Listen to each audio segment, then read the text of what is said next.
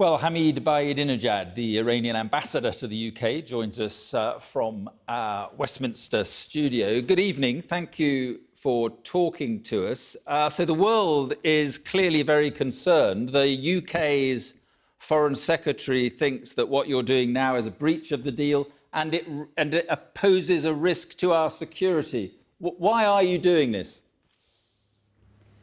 We are doing this because we want to salvage the nuclear deal from total collapse, because in fact the other sides have not been able to live up with their obligations, and Iran is resorting to certain actions to ensure that this deal would not be totally collapsed. So we are reducing some of our commitments to give warnings to the other sides that this situation cannot be continued, and urge them to completely agree to implement their shares of commitments. So my question is taking another step and further enriching uranium, is that the best way to persuade people that you actually want this deal to continue?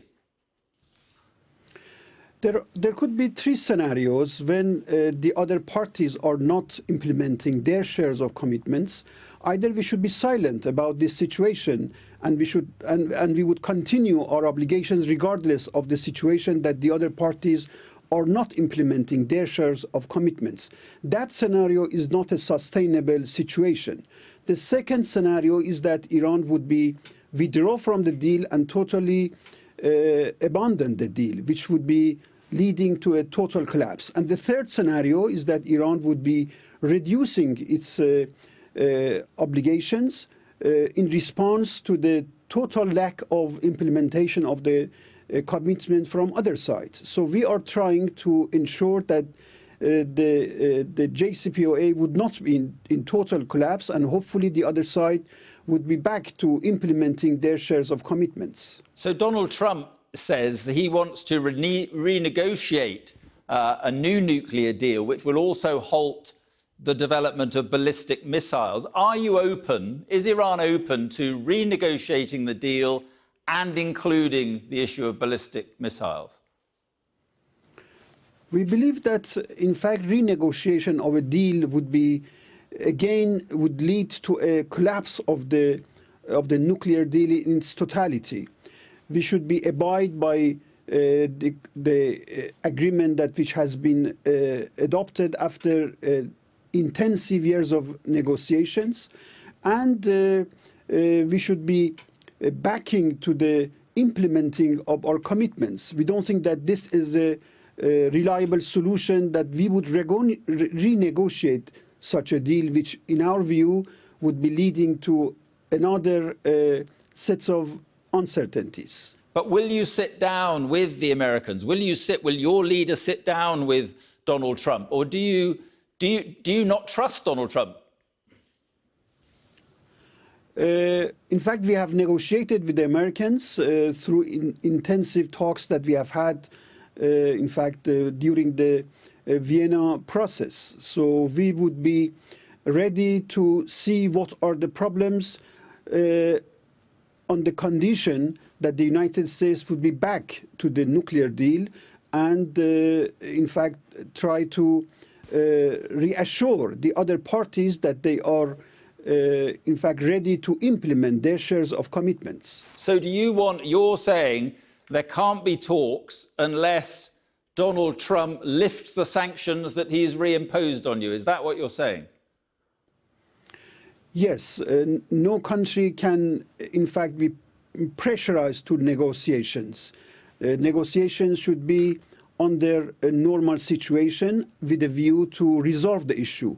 So the United States want to pressurize Iran to accept to negotiate under forced terms, which is not possible.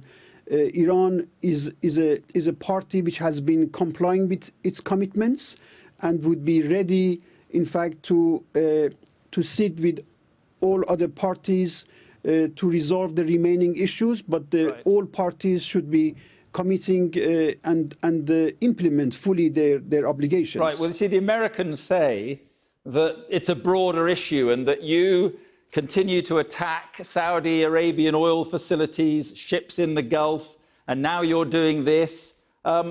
They say that you're seeking conflict in some way with the US. Of course, we see these as accusations and unfounded, in fact, accusations that they are leveling against Iran, and this is not new to us. But the question is that these are separate issues. We have negotiated on nuclear deal to resolve the nuclear issue.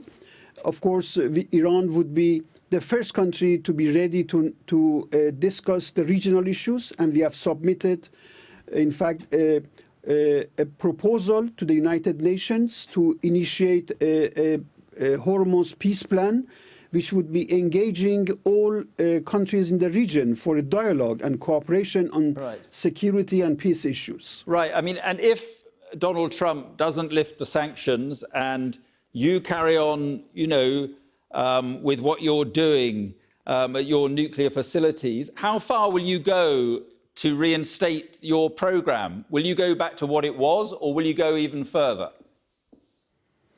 It depends on other parties. We have determined that, in fact, we want to salvage the nuclear deal, and these measures that Iran is adopting is exactly trying to urge the other sides that they should be, in fact, living up with their obligations. But the salvage of the nuclear deal, which is a very important issue for Iran, we hope that the other parties also would be valuing, in fact, similarly. And if that would be determination by all parties, I think we have a quick solution, because the measures that Iran would be adopting are all reversible, and we have adopted, in fact, reversible measures. And just finally, 30 seconds, don't you have to talk? Your currency is plummeting, your exports are collapsing, inflation soaring. You have to talk now. There's no real alternative other than possible conflict. Our economy is doing much better comparing to the last year, which, in fact, the sanctions were imposed against Iran. We are regaining our full confidence in being able to recover our economy, and we are at the right track. So we would be not negotiating under these circumstances, and we would not be negotiating under forced measures by the United States, or maximum pressure, as they call it. All right, Mr. Ambassador, thank you for joining us this evening.